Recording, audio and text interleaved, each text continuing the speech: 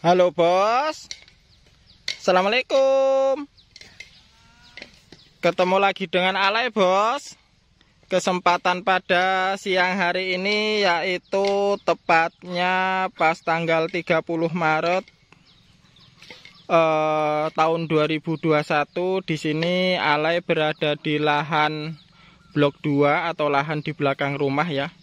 Bisa Anda lihat di sebelah sana ada kawan-kawan kita melakukan aktivitas yaitu pemasangan mulsa. Dan bisa Anda lihat pemasangan mulsa ini kita lihat sendiri nyantai bos ya. Alhamdulillah cuacanya redup, terus mulsanya sendiri bisa Anda lihat mulsanya second. Makanya sudah terlihat berlubang-lubang ya. Ini mulsa second bos. Udah pernah kepake sekali. Bekas tanaman CMK Lole juga yang kemarin ya. Jadi bagi kawan-kawan kalau mau nanam itu saran Alay usahakan tetap menggunakan plastik mulsa ya. Ini sebagai bukti bos ya. Ini sebagai bukti bahwa kalau kita itu menanam menggunakan mulsa ada beberapa keuntungan ya. Keuntungan pertama kita bisa menanggulangi gulma ya, mengurangi gulma di bedengan satu, terus menjaga kelembapan atau kegemburan bedengan juga iya. Terus kalau mulsa ini kan hitam perak, kalau peraknya di atas, kalau seumpama ada hama atau kutu-kutuan di balik daun, kalau seumpama kena terik matahari, kalau dia panas, memantulkan panas sehingga hama itu tidak suka di bawah daun. Itu yang kedua. Dan yang ketiga itu untuk tenaga kerja bos ya. Jadi kalau kita tidak menggunakan mulsa, tenaga kerja itu lebih ekstra ya untuk melakukan penyiangan gulmanya di bedengan. Kita harus tiap tumbuh gulma kita harus mencabuti di bawah bedengan mulsa. Karena di bedengan, karena ketika kita tidak melakukan pencabutan, kalau kita menggunakan herbisida di bedengan itu tidak mungkin juga gitu bos ya. Kalau kita seumpama menggunakan tenaga manual harus penyiangannya itu kita cabut gulmanya, itu kita selesai mulai dari sana ya, kita selesai semua, nanti sebelah belakang lagi nanti gulma itu kan tumbuh, dan tumbuh gulma itu juga tumbuhnya itu dia juga makan nutrisi, dan bedengan itu yang kita tabur pupuk kandang, maka sedikit banyaknya pasti akan diserap juga oleh gulma tersebut gitu bos ya.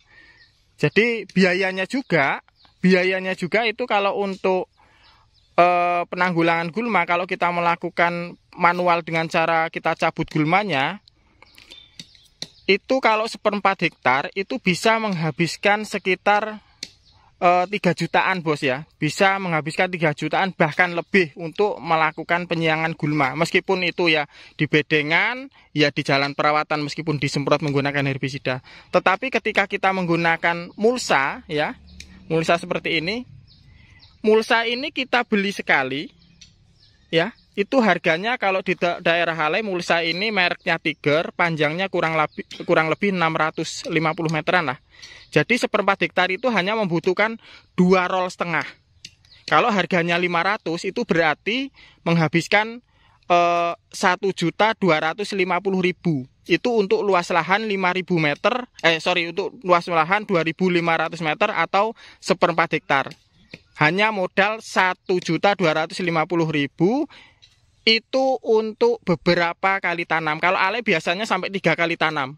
Nah, kalau seumpama kita menggunakan penyiangan secara manual, menggunakan tenaga manusia, satu musim aja itu bisa menghabiskan biaya kurang lebih 4 juta ya, kurang lebih 4 juta untuk penyiangan gulma. Itu juga gulma yang di bedengan itu juga akan tetap makan nutrisi yang ada di dalam bedengan. Jelas ya.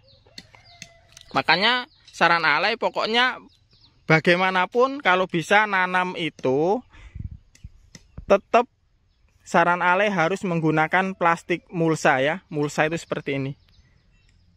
Terserah mau menggunakan merek apa, cuman saran Ale kalau bisa yang bagus sekalian. Selisih harga 50.000 sama yang biasa, tetap kalau saran Ale cari yang lebih bagus gitu bos ya. Kalau yang biasa banget itu jangan, biasanya satu musim udah hancur. Tapi kalau merek Tiger ini awet. Yang paling bagus lagi mereknya Bell. Tiger ini bisa untuk 2-3 kali tanam ya.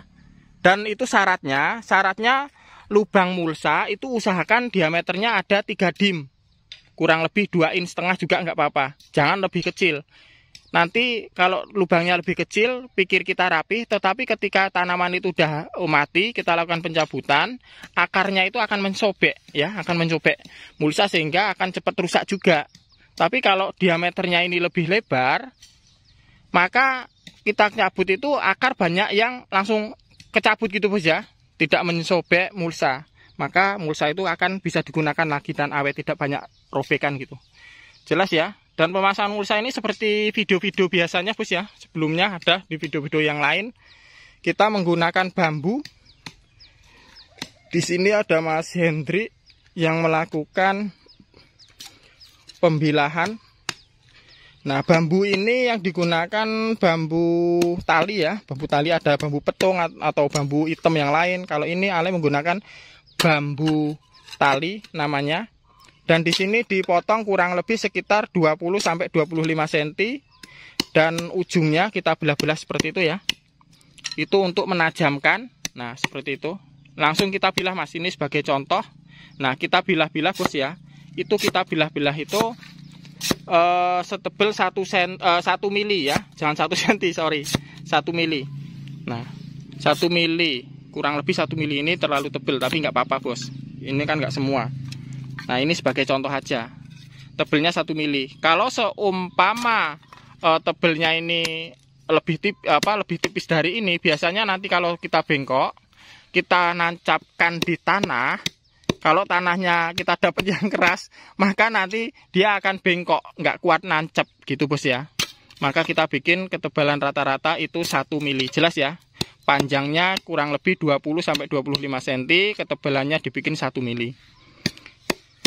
Dan ini proses pembilahannya dilakukan sama Mas Hendri. Terus yang lain itu pemasangan mulsa. Dan pemasangan mulsa seperti biasa, pokoknya ujung bagaimana caranya, yang penting kita bikin pencepit rata ya. Kalau ini hanya dicepit-cepit gitu aja bos ya. Pokoknya ada di video-video sebelumnya, caranya cuma seperti ini. Terus bagian yang tengah itu kita cepit. Itu jaraknya ke sana itu kurang lebih 1,5 meter ya, atau 1,30 meter, 1,5 meter, lebih rapat, lebih bagus antara penjepit satu itu ya. Penjepit satu ini dengan penjepit satunya itu kurang lebih 1,5 meter ya, lebih rapat, lebih bagus. Nah, itu nanti berlawanan, sebelah sana dikasih patok penjepit, sebelah situ juga iya, tuh ya. Sebelah sini ada mana? Tuh, ya bener. Terus sebelah sini.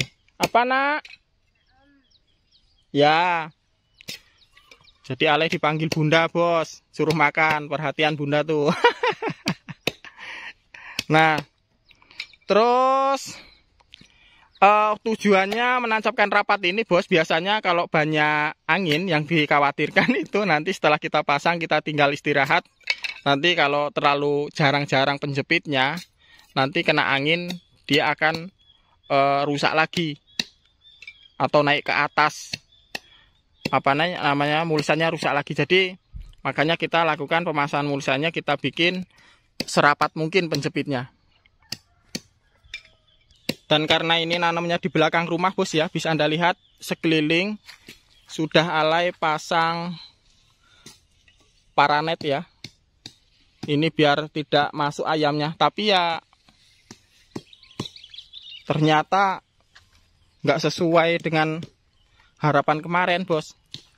Harapannya ayam biar tidak masuk, ternyata tetap aja ada ayam yang masuk. Ternyata dia masuknya ada yang terbang, ada yang berobos. Berobos itu dia lewat dari bawah waring padahal, atau paranet padahal udah ditimbun. Tapi ya tetap pinter maling bos ya. Ini bisa kita lihat contohnya ya.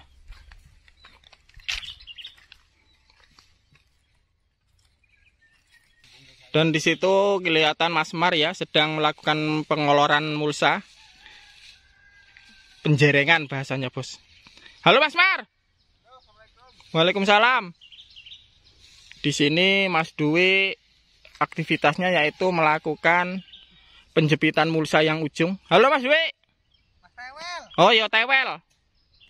Nah di sini Mas Tewel melakukan penjempitan ya dengan cara dilipat-lipat seperti itu.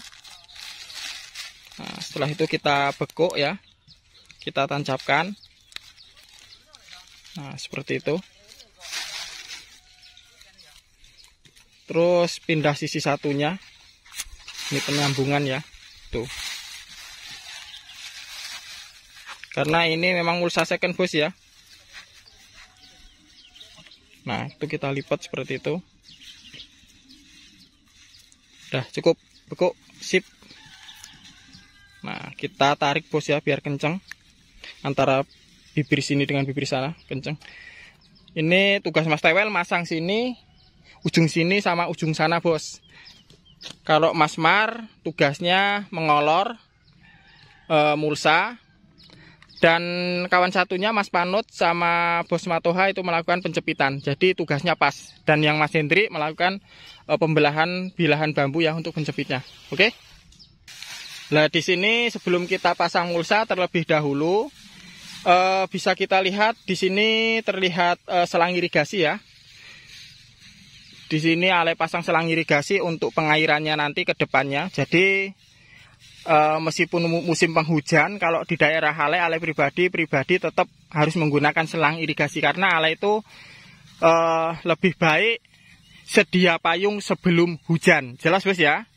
Jadi di sini nanti pikirannya nanti musim penghujan, tetapi ketika tidak ada musim hujan kan kerok bos. Tapi kalau kita udah sediakan selang irigasi ketika nanti tidak turun hujan, padahal minta disiram bedengannya, tanamannya, ya kita tinggal alirkan menggunakan mesin alkon gitu bos ya, karena di sini sudah disiapkan sedia payung sebelum hujan.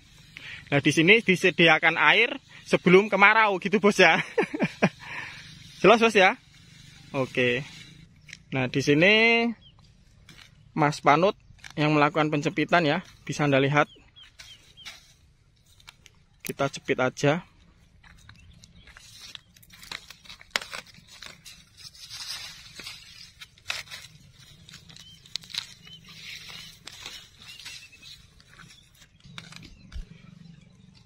Oke bos, cukup sekian. Subscribe channel ini untuk episode berikutnya. Terima kasih.